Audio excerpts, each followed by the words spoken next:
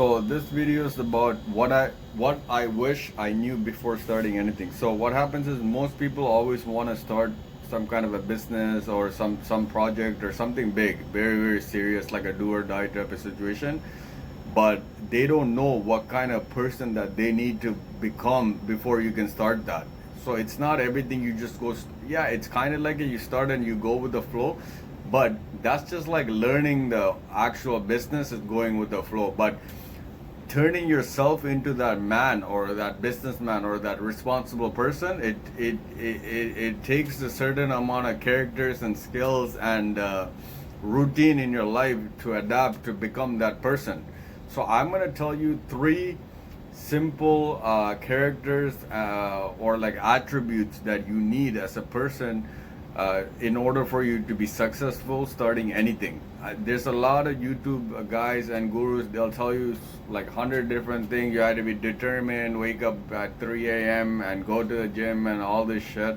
I'm sure those are all good things, but these are the three basic. Like if you can master these three points, you will be good. You will be unstoppable. You will be in the right path. These are the points that helped me in my life into always being successful or always proceeding to the next step. Like I always finish the map, I finish the race. Like I'm always on the next. I never gave up ever in anything I did. So here we go.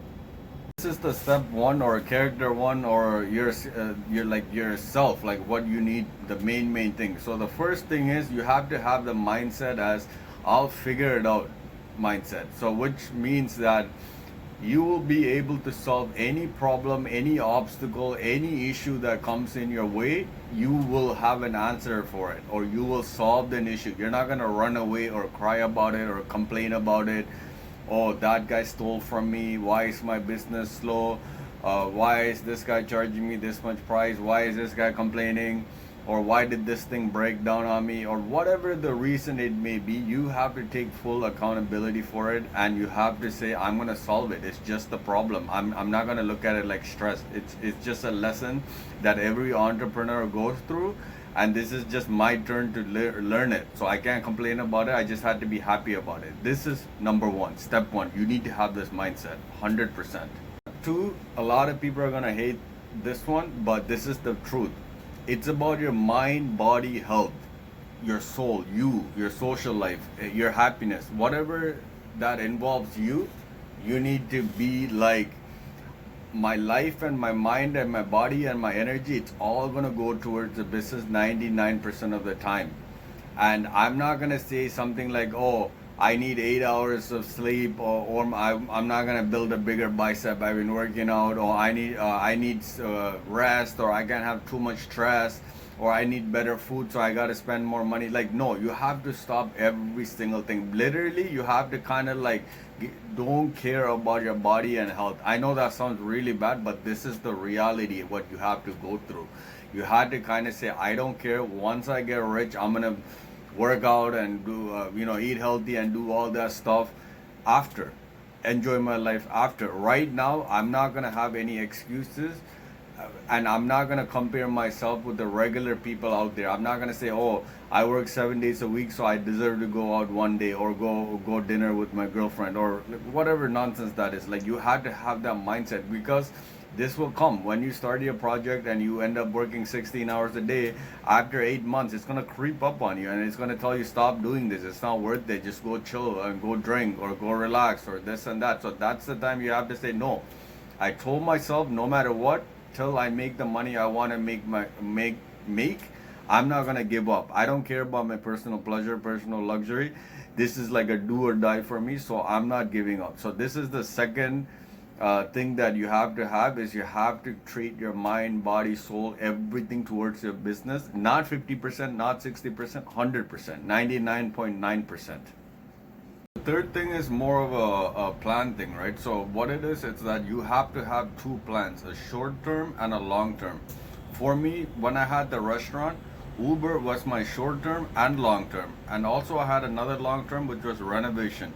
So the short term, what I mean by that is like, if your business, you started a business and then you're like, oh, what if the sales don't work out, or you're not making the money that you expected, what can you do extra from a skill you know or something else you know that you could start accumulating more money on top of having the business, not quitting the business, but while you're running the business that you can do. Everyone has some kind of skill or a way of making that extra hustle. So my thing was to do Uber. As soon as I close the store, I will go do Uber at nighttime, or the slow days I would do Uber. And my long-term plan was, in case the restaurant fails and something happens and I give up or whatever, I can always jump back to Uber like full time. And during that time, Uber was good money. I was making about $1,500, $2,000 even some week. So you could make that in like a week, and if you're happy with it, you can do that. Or I had another plan was doing renovation. I had companies where my friends and family were like involved, so they offered me to get me jobs there like instantly, and I had a little bit of skills from their renovation experience as well. So this was my long-term plan. So this is why you always need to have a plan. I know I always say, just go with the flow and you'll figure it out. Yeah, you will figure it out. But for people like us who start off with nothing, we can't afford to make any mistakes. People with a lot of money, they don't need care about all this shit because they got so much money, they can invest a little amount and try something. If it fails, they'll try another thing, and they can keep trying till it works. For us, we need to kind of go almost all in, big gamble. Every time we do something, it has to be big. We have to jump from 5,000 to 50,000, 50,000 to 500,000. Like, this is how you get rich. So when you go do that jump, and if you know, hey, there's a chance of it not working out or whatever, then you have to know, okay, how can I sustain it for a bit longer? How can I survive with it for a bit longer? And if both plans don't work out, what is my final backup plan? So you always need to have a backup plan. So this is very, very important. And then next, I want to give you guys like a little of like life experience with these three topics that we just talked about, what I've been through, so you guys kind of understand what my whole point, like why this whole topic came up. So when I had the restaurant at 23, one of the main things I could tell you is experience is your teacher. Like, doing real life thing, it's like a million times more of a better lesson and teaching for you rather than reading a theory or watching 100 million YouTube videos or whatever like that. So it's always doing it yourself. You just absorb the information better in real life. So when I jumped into the restaurant, I had no idea. I was a cook. I maybe cooked in 10 or 15 restaurants. I started at Swiss Chalet as a dishwasher. Like, I had a passion for cooking, and I knew I was a pretty decent cook or whatnot, but I didn't know the business aspect of this side, right? All the cooks want to open a restaurant. So same situation was with me. I knew how to cook, but I didn't know much about the restaurant. But as I said, I had those other three mindset. No matter what, I'll figure it out. My backup plan is Uber. I'm not gonna give up this and that. So I went in with it, I started doing it, and it was a disaster. Everything was opposite from what I was thinking. I wasn't getting the customers I wanted. It was very, very slow. The work was overwhelming. I had to go cut the potato early morning, 8 a.m., blanch the fries, get it ready for the customers to come for the lunch, make the food for them, then clean up, then order the food, and then cook again, do the same thing again and again and again and again, and it went on for a year. After that year, I wasn't making the money I wanted. I was working 7 days a week, 16 hours. I was getting sick of it. Then my mind was kind of like twisting on me, and I said, hey, I can't do this anymore. This is just way too much for me to handle. This and that. Then I started kind of like chilling. I started going more easier. I started calling my friends over on the weekend. We started drinking, and then my whole ambition and motivation and everything started going kind of like upside down for like 6 months to a year.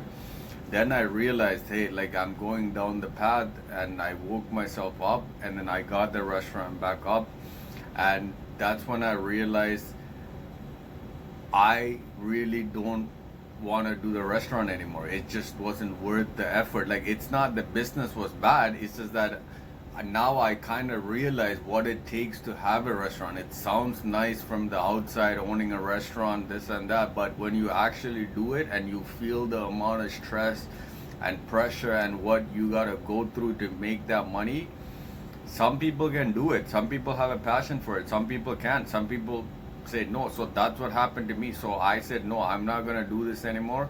And I sold it to somebody else and got the money back, whatever I put in, and I made a little bit on top. But the whole moral of the story is, even though I wasn't successful or made millions or opened 10 other restaurants, the experience I learned within a year, not specifically about the restaurant, but about myself, what guy, what person that I needed to be, what I needed to do, how my friends were, how customers were, how my suppliers were, how is the cash flow, how strict I had to be, how much focus I needed, all this life lesson that I learned. So this is when I took an year off. After a year and a half, I said, look, I did the business. Right now I really need to take some time off, and I just want to go work for somebody. I don't want any type of stress, headache. I want to go be a worker and just work, make certain amount of money, save some money, make the money that I lost or whatever. I wouldn't really look at it as a loss because it's still a win in life. But in money, I could have made more money like working somewhere like more longer. But that every entrepreneur goes through that, right? So this is what I did, and then after that year and a half, I decided I want to do another business because I took enough break, and then I said, look, I want to get back into it. But that time I realized I don't want to do the restaurant. So that's when I started the convenience store. I found that the convenience store was an easier business to manage. I wasn't a convenience store expert, or I wouldn't say I learned so much about restaurants from the previous restaurant. No, I learned a lot about myself, and I built a lot of better characters and better things about myself. So I believed in myself rather than the convenience store business. So I knew if I did a convenience store or any other business, I was in a better position than when I didn't have that restaurant or when I didn't start that. So all this stuff I learned. So I was very, very confident that no matter what, I will not fail it. So this convenience store, I had it for about 6 years. And then about a year and a half ago, I opened my second location in downtown in Toronto, and it's doing really well. Like, I'm happy about it, and I will make another video regarding the convenience store stuff. But this is what I'm trying to tell you guys: it's in life. It's not always about making the perfect move or being a super genius. It's about taking that first step towards something, and even if it fails, you win. And it will open another step, another pathway for you, another life for you. It's always about making that move that you don't want to make, or making that move that most people wouldn't make. If you make the same move that other people are making, you're not going to make much for it. You're not going to get rewarded for it. It's not adding much value, like what we talked about. So you have to make big, huge moves, especially when you're low, when you're not making money. You have to jump. We can't crawl right now. So this is the thing. Keep trying. Whatever you guys are trying to do, just plan it very, very safely and have like a backup plan if something goes wrong, and just go for it. You're gonna figure it out. That's what it is. There's no losing in a person that's starting. It's impossible. You can lose 100 times and then win that final time, and you can be rich as hell.